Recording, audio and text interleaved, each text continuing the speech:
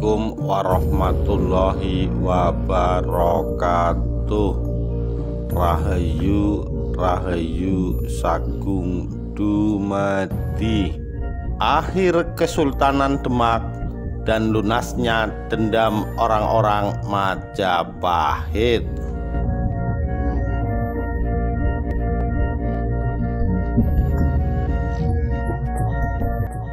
Dikutip dari koran sulindo.com, Selasa 15 Maret 2022.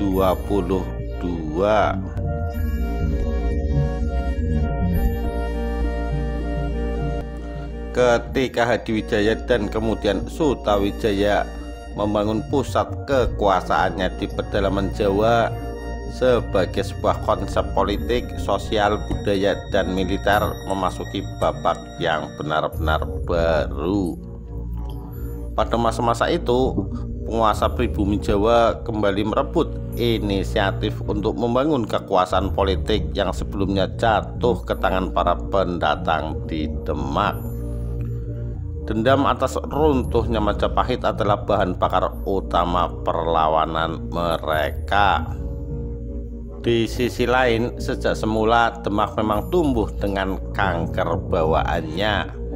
Kelalaian Jimbun Al-Fatah atau Raden Fatah mengabaikan orang pedalaman bekas kaula Majapahit serta mementingkan orang-orang pesisir harus dibayar mahal oleh keturunannya.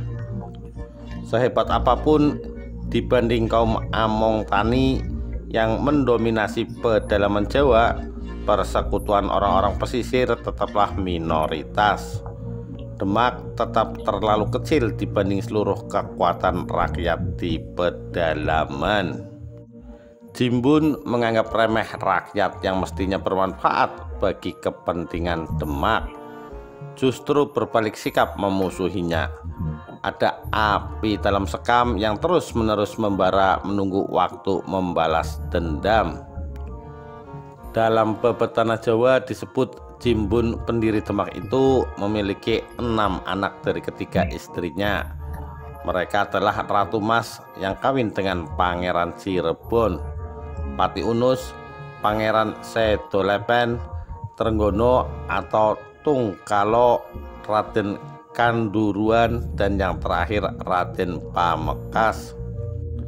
Setelah Jimbun wafat di tahun 1518, tampuk Demak lengser kepada Yatsun alias Pati Unus yang lebih dikenal dengan nama Pangeran Sabranglor. Yatsun disebut Sabranglor karena tekadnya yang tak tergoyahkan untuk mengusir orang-orang Eropa di Nusantara. Ia bahkan sampai 2 kali mengirim armada menyerbu pangkalan Portugis di Malaka. Meski penyerbuan itu gagal untuk mengusir Portugis, Demak sukses mengamankan lalu lintas dagang di Laut Jawa sekaligus mencegah meluasnya pengaruh Portugis. Sayang, Yatsun hanya memerintah selama 3 tahun dan mati muda tanpa meninggalkan keturunan. Tanpa pewaris, tahta yang semestinya jatuh kepada Pangeran Sedolepen urung karena sosok ini keburu mati terbunuh Prawoto, anak sulung Trenggono. Kematian itu melenggangkan jalan Trenggono pada tahta Demak. Sedolepen adalah ayah Aryo Penangsang yang terus-menerus menyimpan dendam berkepanjangan akibat pembunuhan itu. Tak hanya dibelit perseteruan keluarga, Demak juga harus waspada terhadap Mojopahit. Girindrawardana, raja menjadi bawahan Demak, memanfaatkan kesempatan itu meringankan tekanan Demak dan diam-diam berhubungan dengan orang Portugis di Malaka. Sultan Trenggono yang merasa ditelikung membariskan tentaranya menuju keraton Majapahit. Berbeda dengan Jimbun yang memperlakukan Raja Majapahit dengan hormat, Sultan Trenggono bertindak sebaliknya. Sementara keraton Majapahit hancur dan dijarah, Girindrawardana tewas dalam serbuan itu dan keturunannya kocar-kacir melarikan diri ke Pasuruan dan Panarukan. Majapahit lenyap dari panggung sejarah selamanya. Kronik Cina menyebut Trenggono memiliki 2 orang putra, yakni Mukming dan Toh Abo.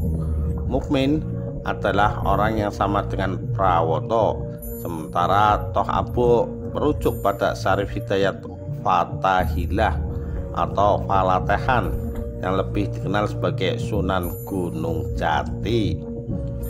Ketika Trenggono mati di tahun 1546, tahta Demak jatuh kepada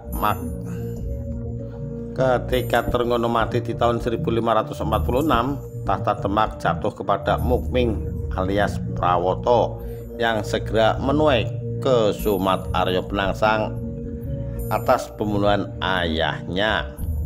Atas nasihat Sunan Kudus, cucu Jimbun ini menyerbu Demak sekaligus membakar keraton sampai habis dengan hanya menyisakan Masjid Demak. Meskipun sudah terdesak sampai Semarang, Prawoto tetap dikejar tentara Jipang. Menyusul Demak, Semarang juga rata dengan tanah, termasuk galangan-galangan kapal besar yang menjadi pertahanan terakhir Mukming. Dalam serangan di Semarang itu, Prawoto dan putranya tewas. Jika naas menemui Mukming, Toh Abo berhasil lebih baik. Sebelum penyerbuan, ia telah menyingkir dari Demak dan memilih bertapa di Sarindil. Dari tempat itulah, atas anjuran Tang Eng Huat, mendirikan Kasultanan Cirebon. Penyerbuan Jipang itu adalah akhir hidup Kesultanan Demak yang hanya mampu bertahan 68 atau 71 tahun jika dihitung semenjak didirikan Jimbun. Pada tahun yang sama, saat Jipang menyerbu Demak, mereka juga diserbu orang-orang Pengging di bawah pimpinan Joko Tingkir. Serbuan itu menewaskan Aryo Penangsang oleh Sutawijaya, anak angkat Joko Tingkir. Dari reruntuhan Demak itulah Joko Tingkir mendirikan Pajang dan mengambil gelar Sultan Hadiwijaya. Tumpasnya keturunan Jimbun di Demak oleh Pajang menandai akhir kekuasaan negara maritim di Jawa.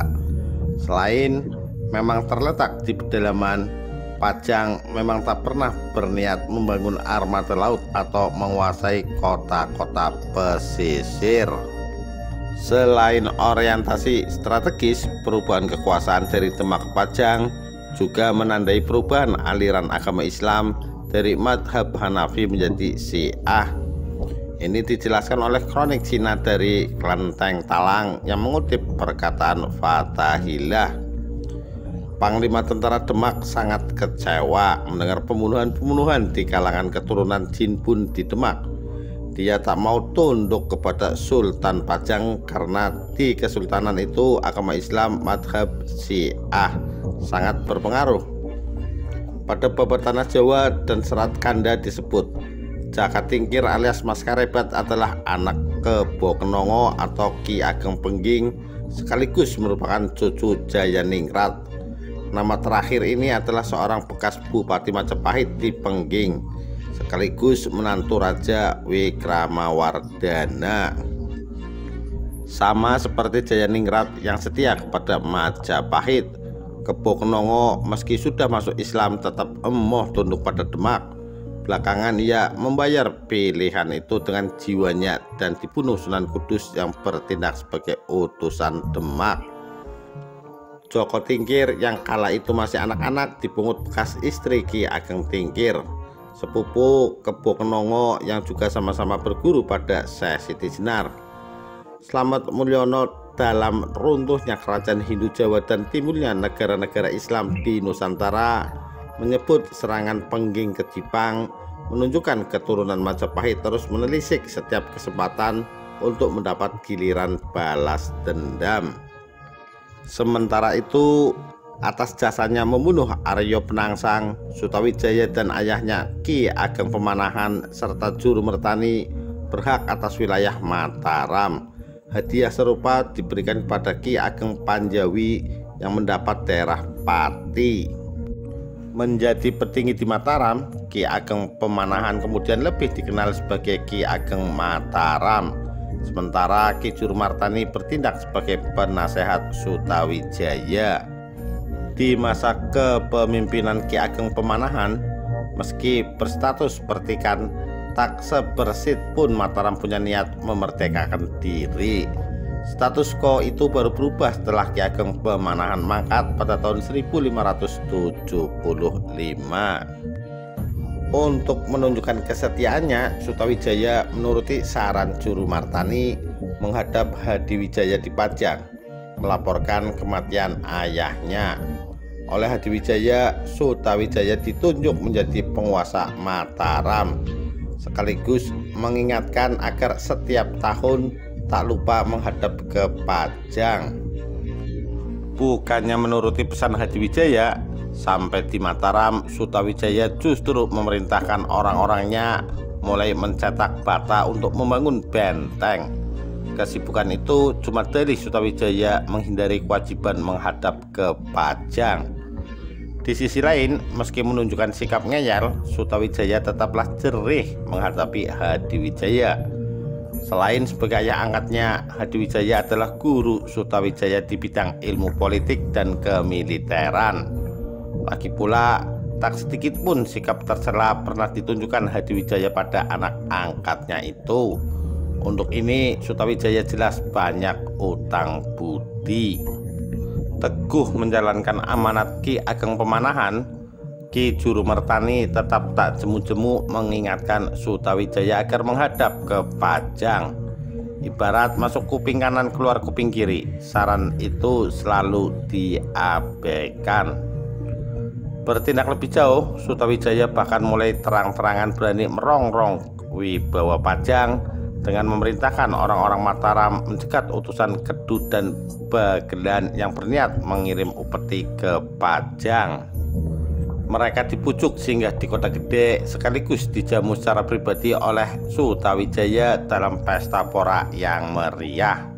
Luasnya pendekatan Sutawijaya itu membuat pembesar-pembesar itu urung seba ke Pajang dan lebih senang mengabdi pada Sutawijaya. Sikap kurang ajar Sutawijaya itu jelas memancing murka Hadiwijaya yang mengirim utusan ke Mataram memanggil Sutawijaya. Pada utusannya itu, Hadiwijaya memerintahkan Sutawijaya berhenti makan dan minum serta mencukur rambut. Terlanjur besar kepala, Sutawijaya mulai berani menunjukkan secara terbuka pembangkangannya. Jawab pesannya sangat menjengkelkan sekaligus menunjukkan betapa nekat dan kasar watak pendiri Mataram itu. Katakan kepada Sultan Pajang bahwa saya masih doyan makan dan minum. Tentang perintah cukur, katakan bahwa rambut ini tumbuh sendiri. Tentang perintah seba, katakan bahwa saya akan datang menghadap. Kali kedua utusan Pajang yang datang adalah putra Hadiwijaya sendiri, Pangeran Benowo yang diberi Purbawasesa membujuk Sutawijaya atau digempur pasukan.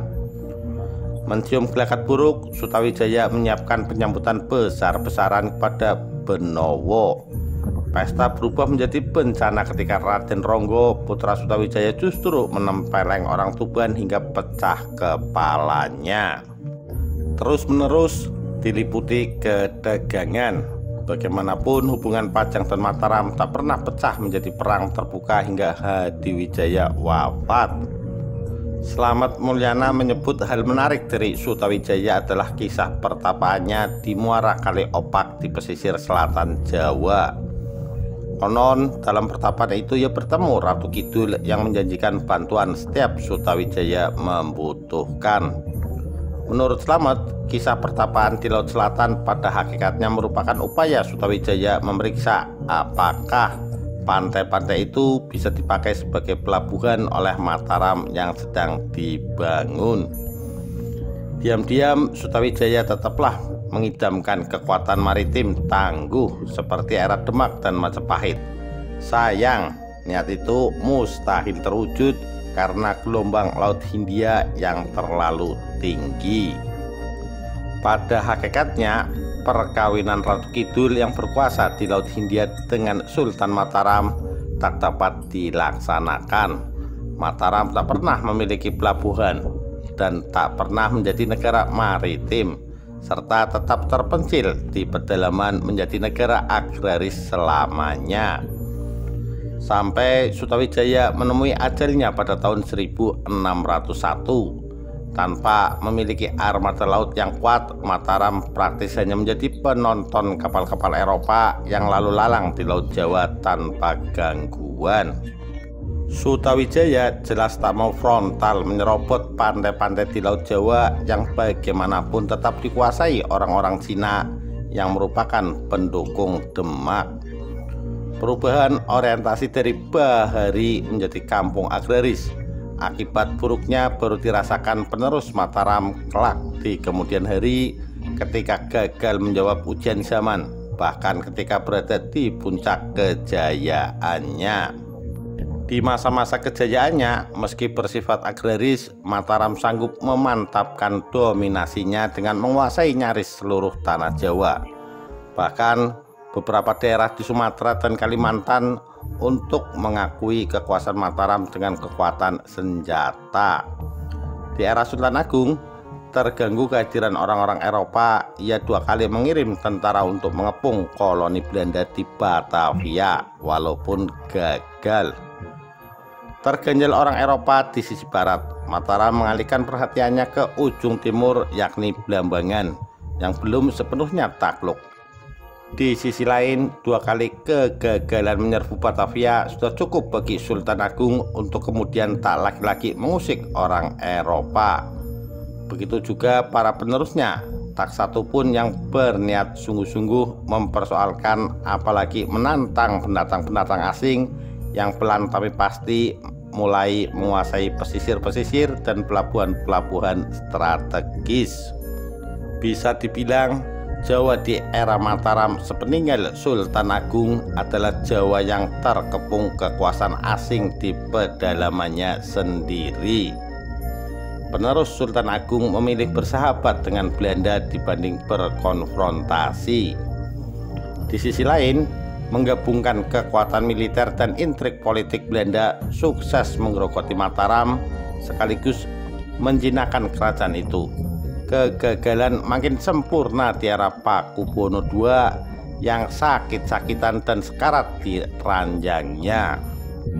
Demikian sekilas kisah akhir Kesultanan Demak dan lunasnya dendam orang-orang Majapahit. Sekian, terima kasih. Wassalamualaikum warahmatullahi wabarakatuh. Rahayu, Rahayu Sagung Dumadi.